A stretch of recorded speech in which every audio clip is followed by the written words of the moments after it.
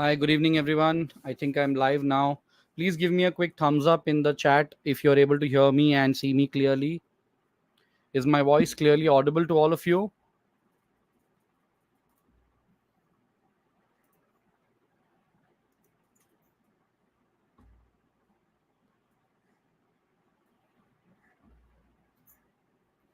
दूसरी bottle लेके. Perfect. Okay, so I've got the answer. I will just quickly move ahead. And I believe you are also now able to see my screen. So a quick update on what we've done on the first 2 days, and then I will move on to day 3. So in day 1, we worked with getting started with Excel, and we learned how to work with basic data entry and formatting of cells. We learned how to work with formulas. We learned how to work with absolute cell referencing, relative cell referencing, and cross sheet referencing. In the same session, we also learned how to work with basic functions like sum, where we learned how to calculate the total based on certain values given to you in a set of cells. Then yesterday we learned some more common functions, the auto sum functions like average, min, max, count a, etc. We also worked with how to sort and filter the data, and due to the time constraints, we were not able to complete everything in yesterday's session.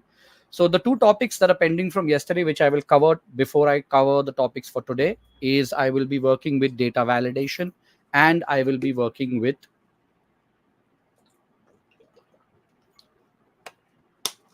the conditional functions or logical functions. So here, if you look at the scenario that we will be looking at, this is the data validation concept that I'll be covering. Now, what is data validation and why is it required? So, very important thing is that whenever we work with data, we are always struggling with dirty data. Okay. Now, what is dirty data? I will explain to you. So, I think I've zoomed my screen in. Now, whenever we work with data, there is always a constraint that we need to put in place wherein we want to get the right data in place. Otherwise, when we sort and filter the data or when we create our reports, we are always going to get untidy and unclear reports. Now, let me give you an example. Let's say this is an order sheet that needs to be filled in by the operator, where he has to put in the order number, the customer name, the region that the customer belongs to, and the size of the product, the price, and the date. Now, what normally happens is whenever we enter the data, we just enter the data randomly and we move ahead. Now, I'll give you a very practical scenario where you'll understand why data validation is so important. First, let's understand the concept of data validation. The concept of data validation basically means that you validate your data or basically check your data before it is entered into the cell.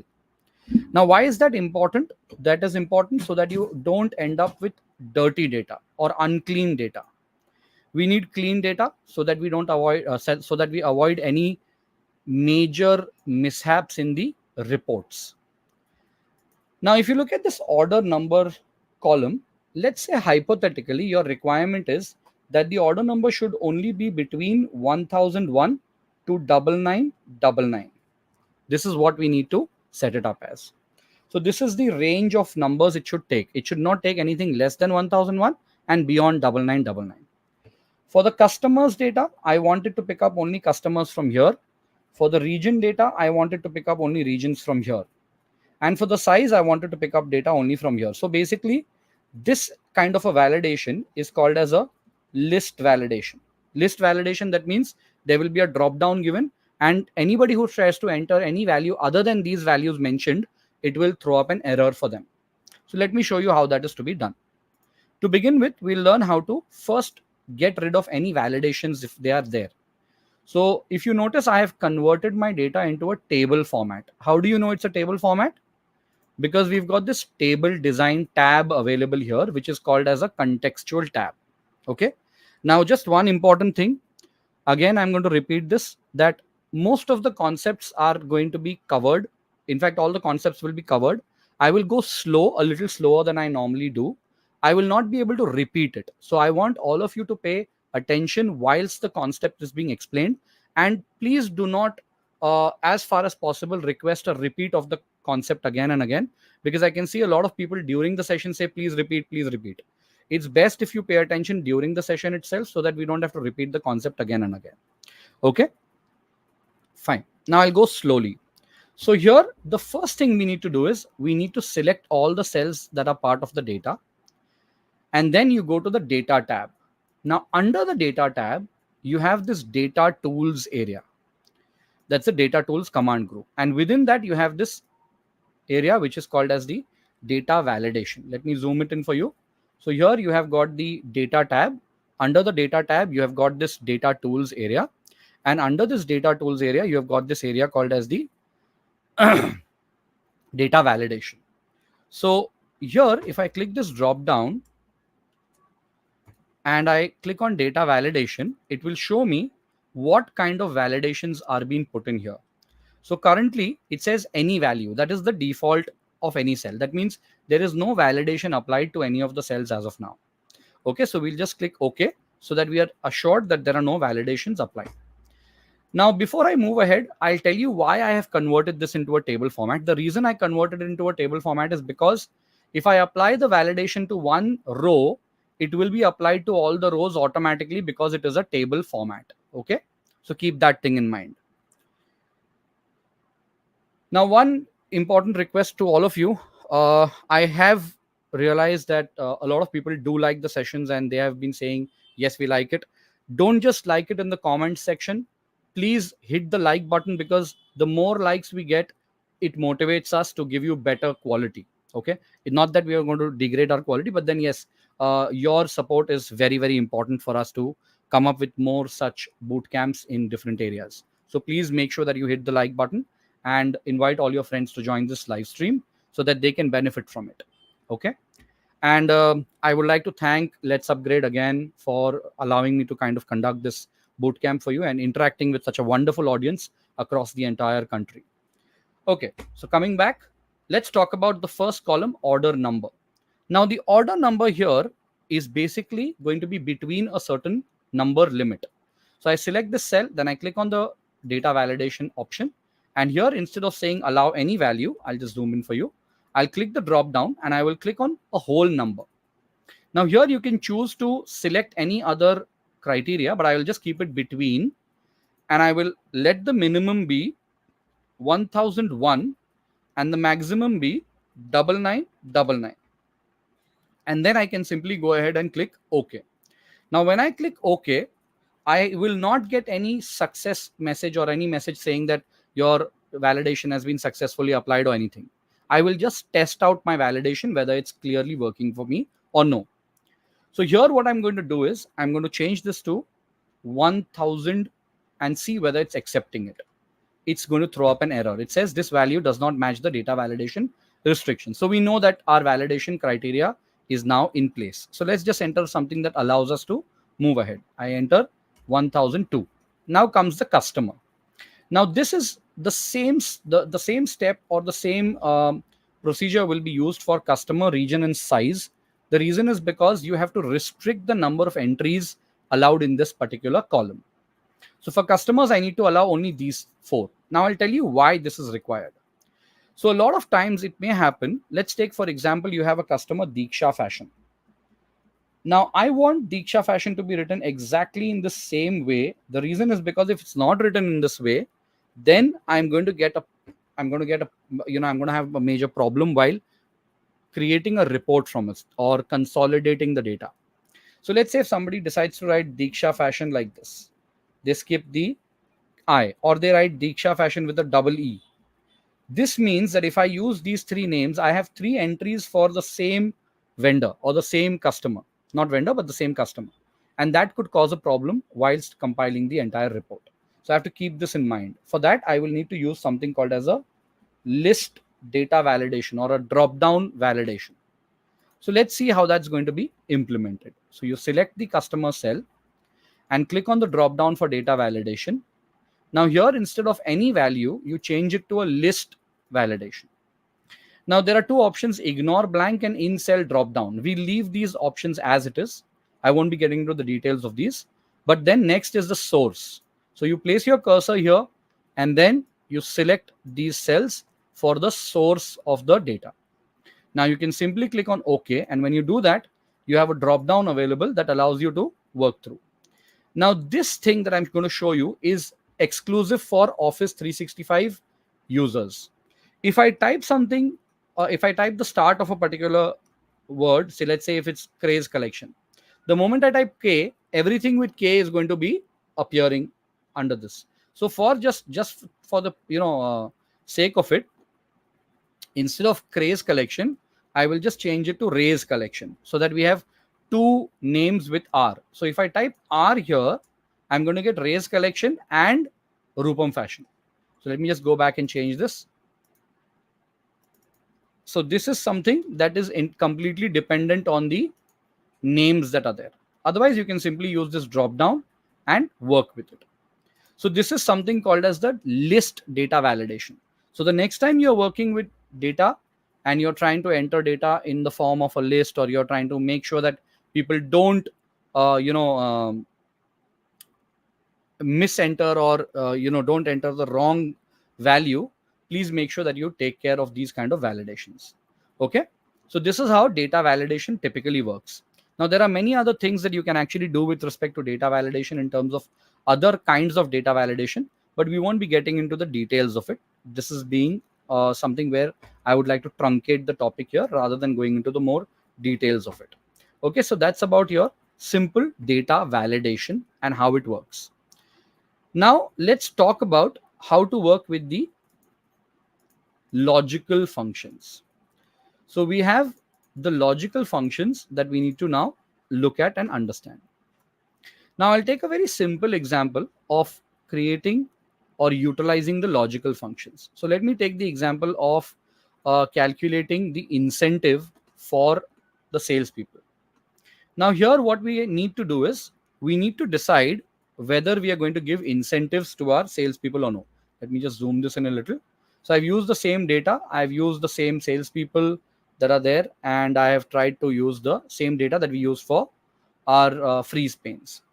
Now here I have to first calculate the total for all these salespeople, and then I have to identify whether the salespeople receive any incentive or no. Okay, so let's see how that is going to be done.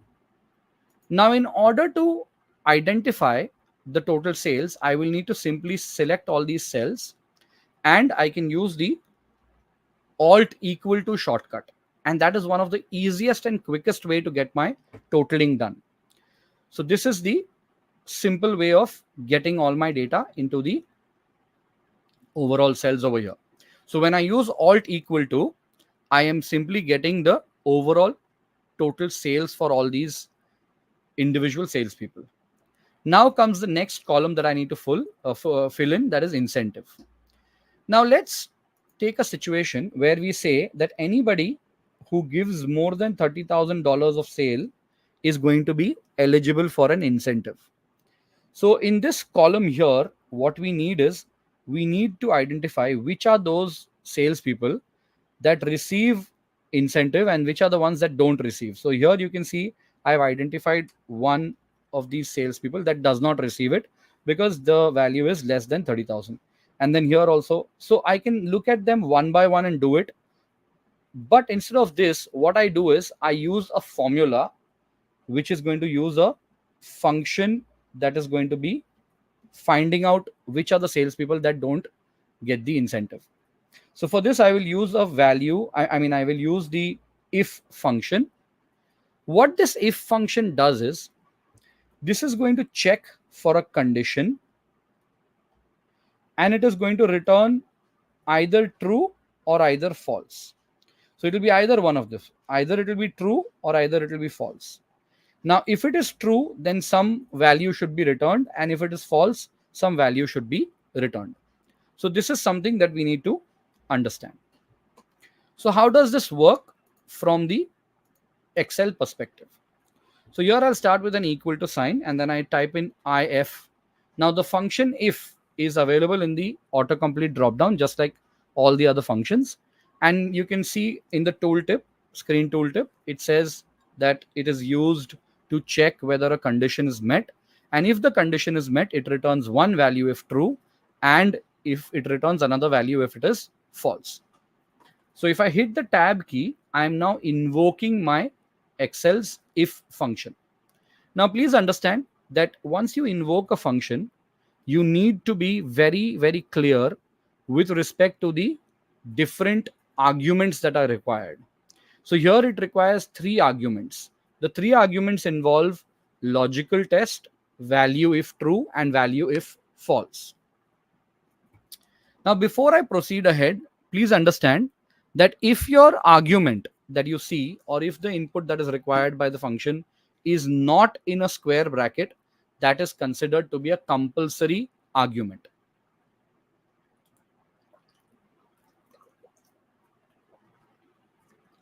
So accordingly here, my logical test is going to be the compulsory argument, whereas value if true and value if false happen to be the optional arguments. Okay.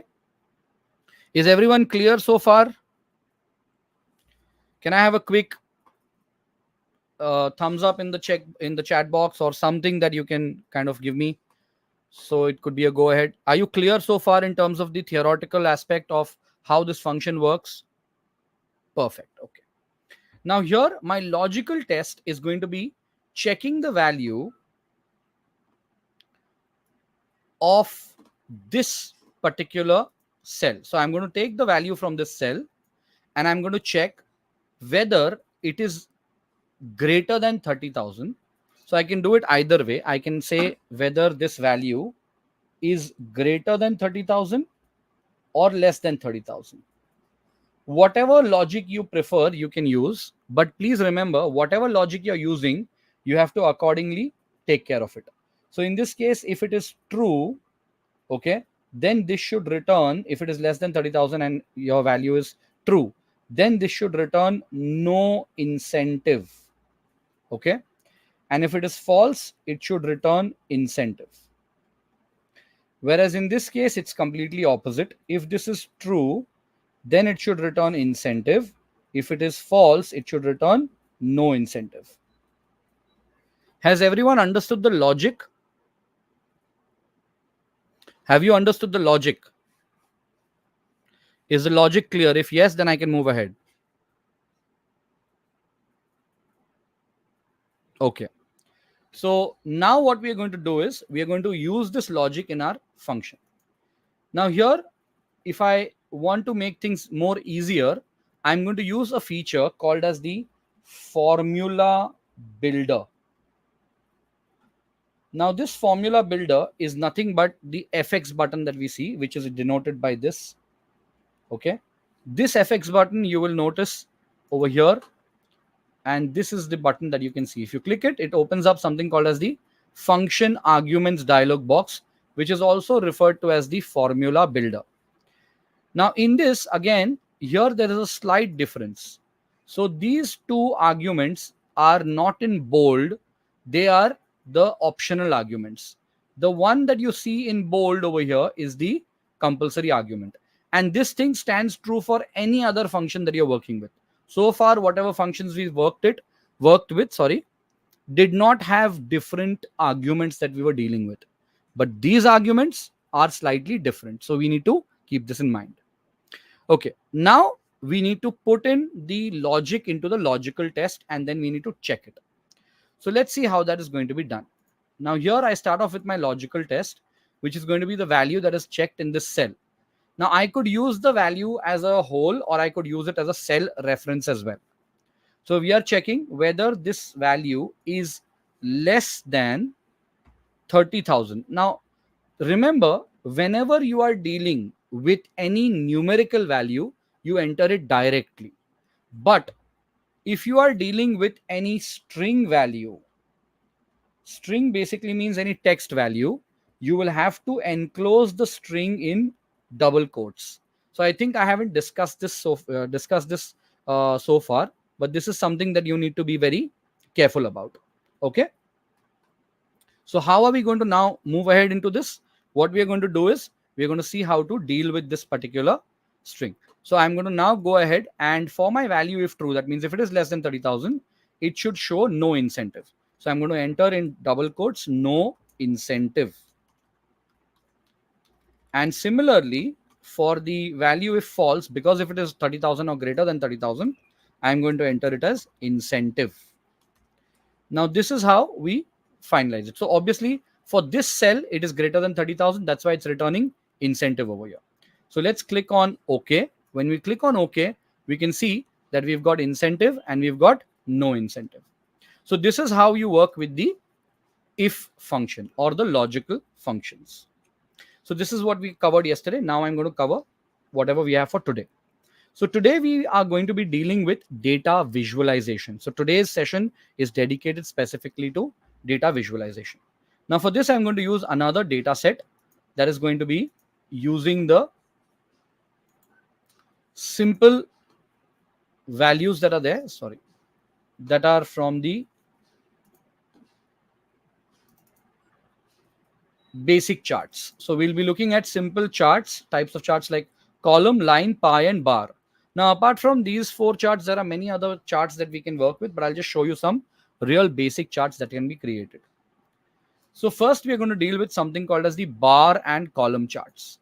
Now, before we talk about what charts are or what are the bar and column charts, let me explain what charts are and why they are supposed to be used. Now, ideally, whenever you try to work with your data or analyze your data, data visualization is a very, very important thing that we need to also be looking at. What data visualization does for you is it enhances the ability to interpret your data. For example, if you look at this data, I'll just zoom in for you. Okay, now I will just remove any formatting from here. Okay, and I will just apply the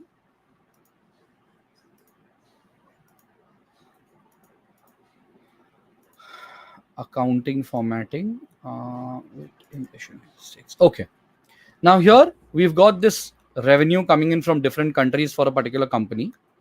Now if you look at these numbers, it becomes slightly a little difficult, but now since already it's arranged in a sorted mechanism, but if it's not arranged in a sorted mechanism in terms of numbers, reading so large numbers becomes a little difficult. Apart from that, most importantly, when you have too many numbers to be visualizing and looking at, it becomes even more difficult to handle. So let me show you how you can actually utilize the data visualization techniques to quickly analyze these numbers. So here I am going to use the insert tab, and under the insert tab you have got something called as the charts command group, wherein you have different types of charts. Now, depending on the data that you're dealing with, you can use different types of charts for analyzing your data or visualizing your data. So I'm going to go ahead and use something called as the bar chart or the column chart. So here you have the different charts. You can click the drop down and select from, or you can go to recommended charts. Now, based on the data that you have, the recommended chart section is going to show you the charts that you can create using this. For example, you have this clustered column chart. Now, a clustered column chart is a very simple chart where you're using to compare values across a few categories. Okay, now use it when the order of categories is not important. Okay, so here I'll just simply click on this, and you will notice that now from here I can see that United States has got the maximum sales, then Australia, and then the other 4 countries. So comparing through the chart is relatively much more easier vis-a-vis comparing from the numbers. Similarly, this chart itself can be converted into a simple bar chart. So you can go to the change chart type. So when you create a chart here, you have 2 new tabs created. The tabs created are the chart design tab and the chart format tab. So these 2 tabs are charts, or they are related to the charts that we are working with, and they are called as contextual tabs. So keep that in mind. And these contextual tabs are going to be only available for your work when you have the chart selected. So here what we are going to do is we're going to select the chart and then click on change chart type. So when you click on change chart type, you do have the option to select any one of the charts from here that you would want to work with. So I think we can go ahead with the bar chart, and this bar chart is going to be allowed using the cluster. So we are going to create a clustered bar chart. So again, here I'm going to select this and click OK. And you can see that the similar chart is created, but the only thing is it's a chart which is rotated 90 degrees. Okay. So in this way, you can simply have a look at all your numbers in form of a chart. So this is your bar chart. Now you can also create a clustered column chart or a bar chart when you have more than one value that you're comparing. For example, here I was comparing the revenue only across these countries, but here I'm comparing the revenue across the countries and across different accessories as well. So they may look like 4 columns data, but here when you're looking at the variables that you're dealing with, please keep this in mind that you're dealing with only 4 variables of data. A lot of times when I ask people how many variables are there in your data, people say 4 variables. That's not how it is. Country is one of your variable or one column that you're dealing with. The next is your numbers, which are nothing but your revenue. And the third is all your uh, product categories that you're dealing with in terms of the revenue. Now, the important thing is before I explain how to create this visual, I'm going to show you one data example and I will zoom this in a little. And very quickly, I want you to look at this data and tell me how many variables of data do we have. So please have a look at this and tell me how many variables of data do we have. Just name the variables.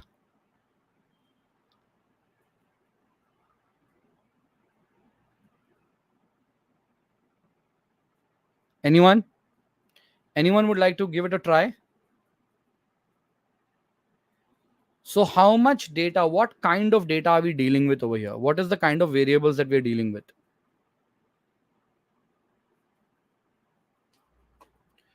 Okay, so give me the names. No, not string or number. I just need the number of variables. So let me quickly tell you, and then if you're right, just give me a thumbs up that your guesses were right, okay? So your first variable is the country. Second variable is the state. Third variable is this youth, young adult, seniors, etc. This entire set of columns will become one variable for you or one column that you're dealing with. This is 3. And then male and female is 4. And then these numbers that you're dealing with is 5. That's your revenue. So you have 5 variables. So all the people who gave 5 as the answer, that's absolutely right. But I hope you also gave the correct answers. As in you decided to tell that these are the actual variables that you're dealing with. Okay. Now going back to the data, I'm going to use this data over here and I'm going to go ahead and create a simple bar chart or a column chart, whatever I'm going to work with. So here we select the data and click on the insert tab. And here I'm going to select the 2D clustered column chart. When you do that, you have a new column chart created. And in this chart, you have got a legend also available. So this legend basically tells you what color indicates what kind of a accessory, bike or clothing, as in what product category. And then on the x-axis, you have the different countries that are there, wherein you can see the entire sales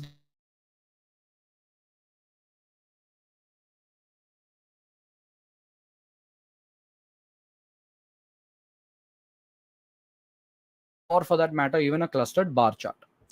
Now, the next 2 charts that I'm going to talk about is a pie chart and a area or line chart. Now, for a line chart to be created, it's very important that you have a time series data. So something where you can analyze your data in terms of a trend. So a line chart is basically used for analyzing the trends or analyzing the uh, data based on a trend that or a pattern that you're trying to find out. And for that, time is very, very important. So the time available here is your years of data. Now you are trying to understand the trends across certain period of time. So for example, here you've got the country and the sales across all the different years. So what we do is we click on insert and then we click on the recommended charts. Now, because this is not a proper time series data, it's just the year. It's not giving you the line chart in the recommended charts, but there's no need to worry. You can go to all charts, click on line chart, and from here you can choose which line chart you want to work with. Now, the important thing is you don't use this line chart. but you use this one. I'll explain why. If you zoom in a little, you can see that here in the preview, it shows you the countries on the x-axis. But remember, whenever you're creating a line chart, you should always have your time series on the x-axis. So the one that you see on the right hand side has got the time series on the x-axis, which indicates the years on the x-axis. Now what we are going to do is we are going to simply select the years or select this particular chart and click on OK. When you click OK, you have got the chart title that you can enter, etc. But the important thing here is you can see that all your countries' sales are now being plotted against the different years of data that you have. So out of these, what is your comment? So remember that only creating a data visualization is not important. You should also be able to interpret it, because in the upcoming part of this session, I'm going to be talking about how to do more data analysis. And there I'm going to talk about data trends and patterns as well. So here, what is the trend or what is the pattern that you can see in this particular chart? So I'll just zoom this in a little and I'll change the color of this line.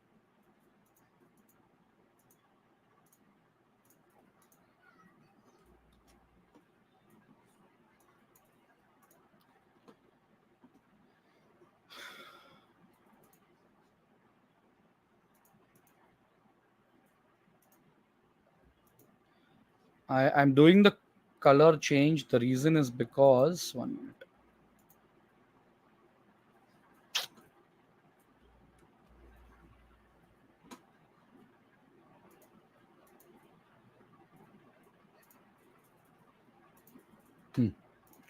So based on this, I'm just going to zoom this in a little for you to see what is your observation from this chart.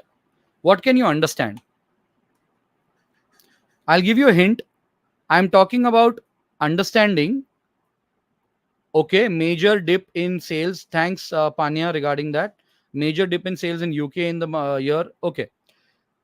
UK color is light blue. Now I've changed the color. It's not UK. Panya, I think you've got the trend right, but I believe you're picking up the wrong country. Look at the color. That's why I zoomed it in for you.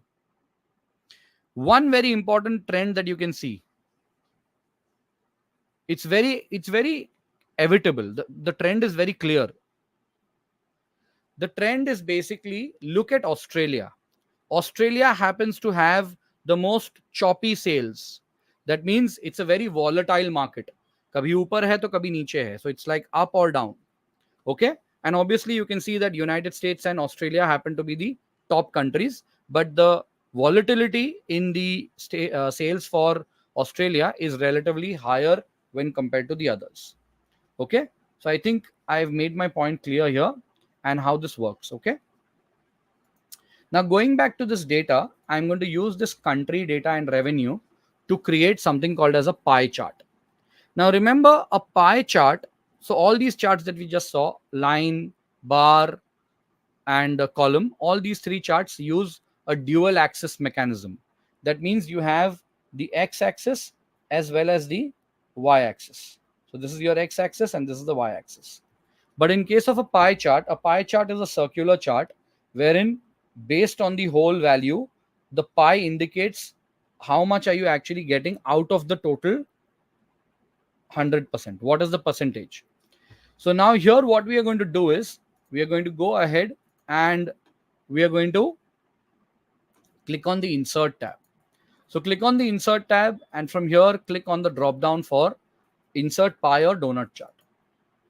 And here you've got various pie charts available. I will select the basic 2D pie chart wherein I do have the pies created for all the countries. Now, the important thing that you have to remember here is when you have too much of data, like sometimes people have 15, categories, etc. I can see a lot of you people are saying speak in Hindi, speak in Hindi. I know I do speak Hindi, yes, but the only problem is that we do have people from around India and we do have people from the south of India as well, wherein they will have a problem understanding Hindi. So I'm extremely sorry. I will not really be conversing in Hindi during the session. We can actually take that maybe sometime off the session that we are talking, but during the session I will only be conversing in English. Okay, so yes, now here in a pie chart, what you can see is you can see the breakdown happening out of the entire 100%. Now the important point here is I need to identify what percentage of the entire 100% is belonging to a particular country. So what you can simply do is you can do this for all the other charts as well, but here you can right click on any one of the pie and click on add data labels. When you do that, you can see the numbers. Now you can select your number and you can use the shortcut control 1. What control 1 does is it enables you to format the data labels. That means if you want, you can add the category name and you can add the percentage as well. Now, because I have the percentage, I don't need the value. So I can remove the value and I can remove the label outside the chart. Also, what I can do is this legend that is there, it's now of no use. So to make more space for my chart, I can simply delete it. Right? Now, if I zoom this in a little, you can see very clearly that United States has got the maximum sales, followed by Australia, and then Canada, France, Germany, and United Kingdom are slowly closer to each other, right? So this is how the values are going to be shown in a pie chart. So that's about your data visualization. Now, data visualization is not just about creating these simple charts. You can also use it very, very usefully by using the quick analysis feature. So I'm going to go to the quick analysis feature here, and I'm going to show you how to create something called as sparklines for analyzing trends in your data. Now, if you look at this data, this is again very similar data, but here you have got data for different salespeople from the month of May to October. Now, along with this, I will also be talking about conditional formatting, and I will be talking about the sparklines. So first I'll talk about conditional formatting, then I will talk about sparklines along with it. Now, if I have this data and I want to analyze this data quickly, so my boss says, okay, this is the sales data. He's the sales manager. He says he wants to find out which is the best month and the worst month of the company. They also want to find out how many people were able to achieve a particular target and how many people were not able to achieve a target. Now, all this can be done using formulas or using complex functions. But I will show you some very simple and very interesting tips and tricks as to how to go about with it without using a single formula. I will not use a single formula, but I will show you how to identify it without a formula. So to begin with, let's say here I have got a situation where I need to, so I'm going to do it on this sheet because I already have my data set up. So here I've said that, okay, anyone who gets any value below $7,000 is going to be, or above $7,000 is going to be rewarded, and anyone below $5,000 is going to be penalized. Okay. So here what we do is we select these cells. Now I'm doing it only for the month of May. So I'm going to select all these cells, that is the cells that contain numbers. And then I'm going to go to my home tab. And under the home tab, I have conditional formatting. Now under conditional formatting, I do have the options to say highlight cells based on certain rules. So now my rule here is going to be greater than and less than. So I'll say greater than. Now for greater than, I know that my value, if it is greater than 7,000, so I select this cell here, should be colored in green fill with dark green text. So I select this and I click on OK. Now when I click on OK, I can see that these numbers are highlighted. Now please understand, this is a conditional formatting and this is absolutely about having a dynamic working. So basically, if any value changes in this, for example, if I change this to, let's say 6,990 or 909, when I hit enter, this is now going to lose its green color with dark green text. The reason is because this is dynamic. If the value changes in the cell, so does the formatting of the cell changes. Okay, so keeping this in mind, now I can go back, I can select all my cells, go to conditional formatting, click on highlight cells, less than. This time I'm going to use the less than feature and I'm going to select 5,000 from here and click on OK. So when I do that, Any value below 5,000 will be highlighted in red with red text. Now, a very quick answer from you in the chat box. Was the month a good month or a bad month? Come on, quickly.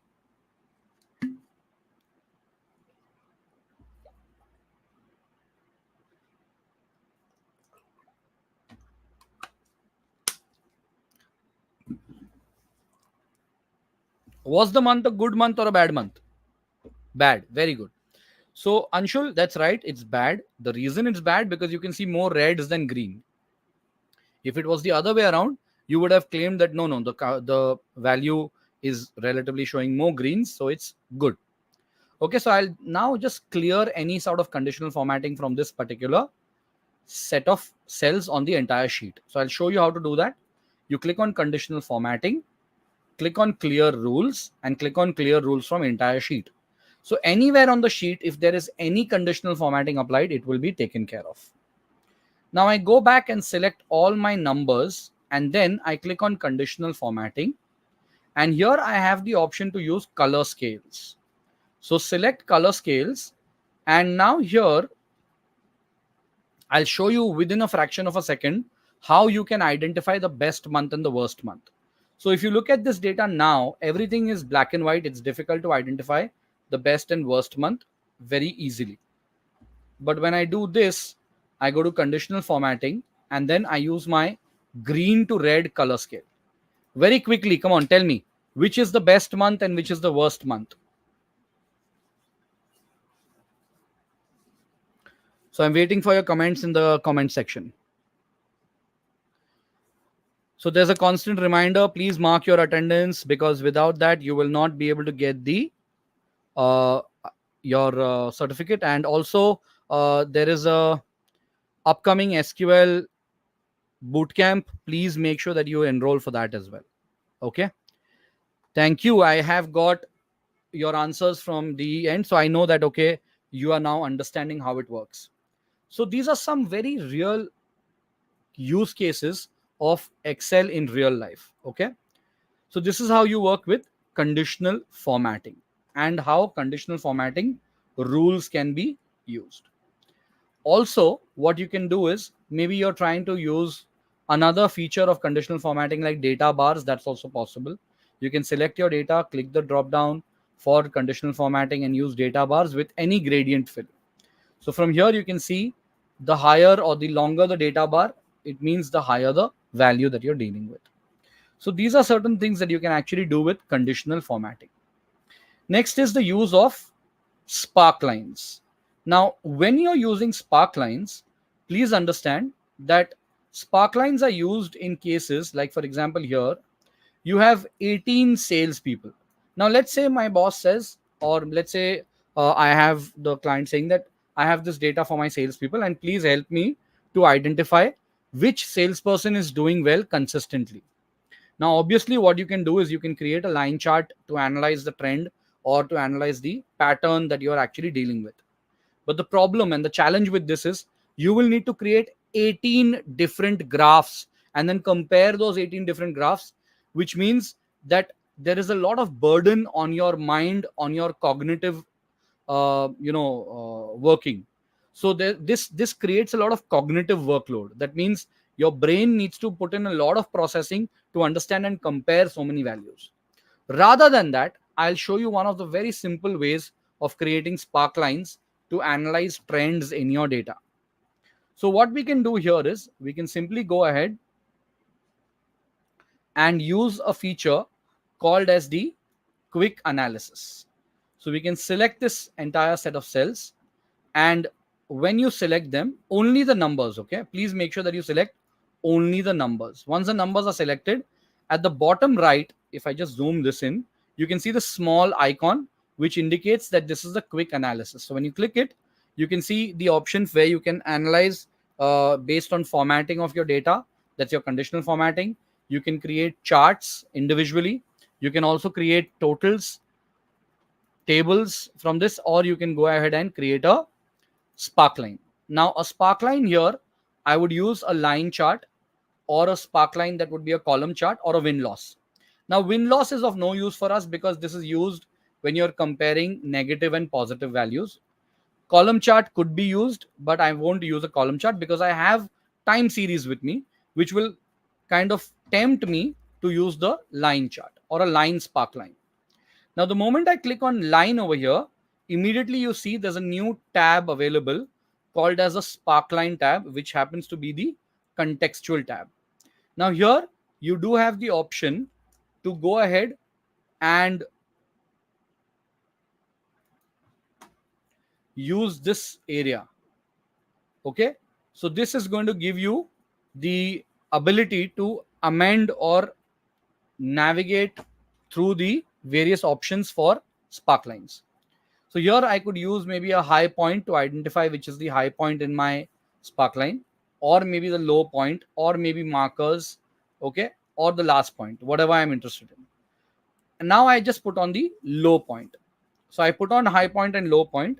Now, if you look at this carefully, you can see that most of my salespeople are achieving their high point at the end of this period, that's in the month of October, barring one or two who happen to be outliers. Maybe that could be a reason, or there could be a reason behind that, saying that these are exceptions, that they must have received payments in that month, or they must have not received payments in those months. So this is something that you can understand and work with when you're dealing with any data analysis requirements. Okay, so this is how you work with the sparkline or the trend lines. Now, based on this, when you just look at these sparklines, you can very clearly notice one very important trend or one very important pattern. If you look at it carefully, the trend or pattern that you can observe here is basically the month of October. The month of October is going to give you the maximum sales for all the salespeople. So this is how you work with trends, or you can say sparklines in Excel. And sparklines happen to be very useful because they allow you and give you a lot of control over your visualization using lesser space. Now here I would have to use 18 different graphs, which would mean disaster for me. So rather than that, I would just be examining the pattern that I'm dealing with, and then I can simply go ahead. Once I'm done, I don't need this column anymore. I don't need the charts anymore or the sparklines. I can simply right click and delete the entire column. Please understand, you cannot delete these sparklines individually. They have to be treated in a group form. That means you cannot delete and work with them individually. So this is the concepts that I was supposed to cover for today. We are already towards the end. There is one important concept that I need to cover, that is pivot table. I will try to introduce it to you today, but I won't complete it today. The reason is because I would want you to have a little bit more time with pivot tables tomorrow. The reason is it's a very interesting and important topic. Now, for my pivot table, I do have a very large data set that I will be dealing with. Okay, that is the pivot table data. So we still have about 3 to 4 minutes before we close for today. So I'll just take those 3 to 4 minutes. Now this data set is large. It takes a little bit of time to open up. So by the time we open it up, very quickly, let me explain to you what pivot tables are used for. Now, pivot tables are one of the most powerful feature of Excel. Now, over here, I've got the data that I've been using in the sort and filter example. But the difference is there I had about 24,000 rows of data. But here I have got more than 113,000 rows of data and about 20 columns of data, which means I'm dealing with a magnanimous load of data. The data is huge and we have even larger data sets, but this data is comparatively very, very large. I'm sure most of you people would not have been dealing with so large amounts of data. But if you have dealt with so large amount of data and you are facing a challenge while working with it, this is your topic that you need to very, very seriously focus on, learning how to work with pivot tables. So typically, whenever you deal with pivot tables are used for quick analysis and also giving you a consolidation of the data.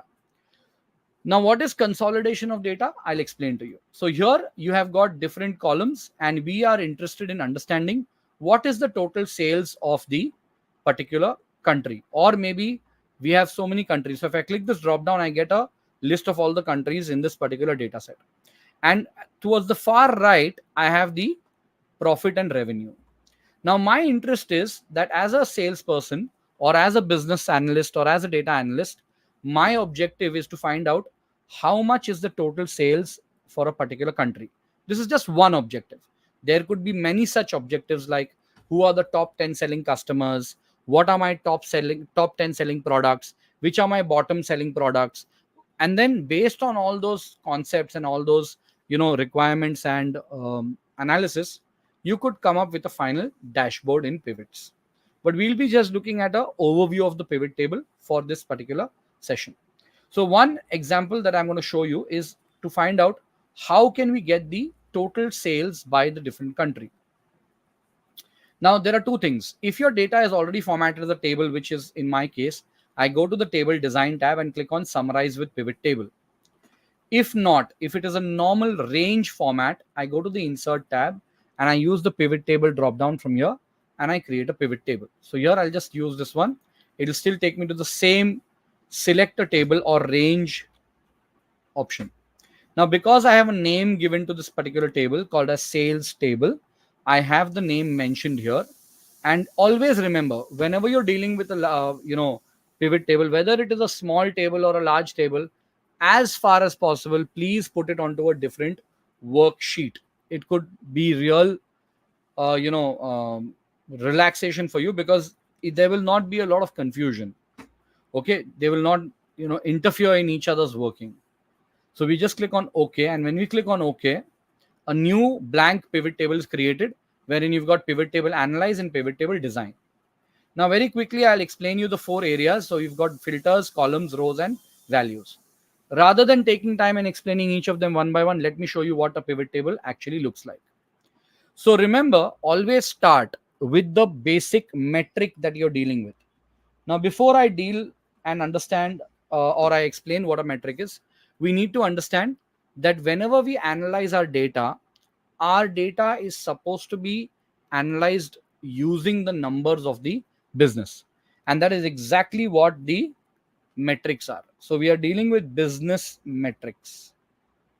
What are business metrics? Business metrics are all your key performance indicators that indicate the health of your business, like how much sale, what is the profit, which are my top 10 selling products, which are my top 10 markets, which countries should I pitch for, which are the states that I should pitch for in a particular country. All that can be very easily explained using this particular analysis. So here, what I'm going to do is I'm going to start off by simply clicking on revenue. I personally prefer I personally prefer using the business metric first. So when I click on any numerical field, it automatically goes to the values area and it gives me a cumulative value or the total value of this particular value of the metric, basically. So it gives me the total value of the KPI. Let me just zoom this in a little for you. Okay, so here this is my total revenue. Now, if I want to find out how is this revenue broken down by the different countries, I simply need to go to the checkbox for country and look at the beauty. Okay, I'll just click on country. The moment I click on country as a field, so these are pivot table fields. Fields are nothing but the column headers. The country as a field goes to the rows area. And this is going to give you the breakdown of the different sales from the country. Okay, so I think on this note, we will stop. Tomorrow, I will continue with this particular topic, and then we will look at the topics for day 4. So just before we close for today, tomorrow's topics involve advanced Excel functions and data analysis like VLOOKUP, etc. So please do not miss out that particular session. And also, please keep checking out for Let's Upgrade's other boot camps that are there. All the details are being mentioned by Anam, the coordinator, in the chat as well as on your portal. So thanks for being a wonderful audience once again. And this is the end of day 3. Goodbye, everyone. Have a great evening and good night. Enjoy yourselves. I'll see you tomorrow with more exciting features in Excel. If you do like our videos and our boot camps that we are conducting for you, please leave comments and leave your appreciation by liking our videos, sharing it with your friends, and share all these boot camps with all the people who are wanting to upgrade themselves. So again, let's upgrade with Let's Upgrade. Thank you everyone. Have a great evening.